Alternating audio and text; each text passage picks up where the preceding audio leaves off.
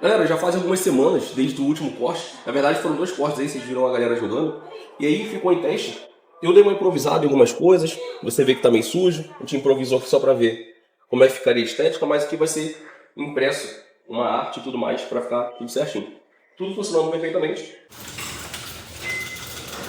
E aí ficou essas semanas de teste justamente pra ver se ia aguentar e se não ia dar nenhum problema.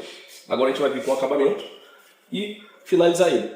Logo após esse vídeo, vocês verão um segundo vídeo de uma segunda versão disso aqui para outra unidade, que corrigimos todos os problemas que houveram aqui, lá naquele, e ficou uma versão melhor.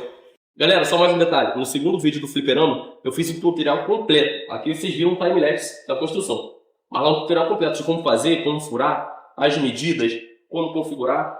Então, fiquem atentos ao segundo vídeo, porque lá vocês aprenderão de fato a construir um desse. Então, até uma próxima aula, aventura ou construção de um fliperama. Valeu!